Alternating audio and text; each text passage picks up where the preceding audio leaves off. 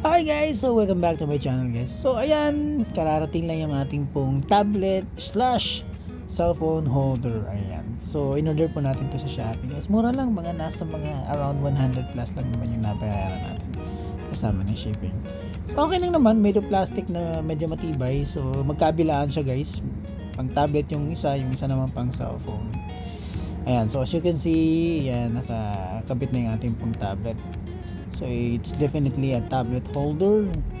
Yan, gagamitin natin ito guys sa ating pong live acoustic na mga covers natin guys. So dito kasi nakalagay yung ating song lyrics. So ayan, so ayan, para mas madali na siya, nandiyan yung ating mga song lyrics.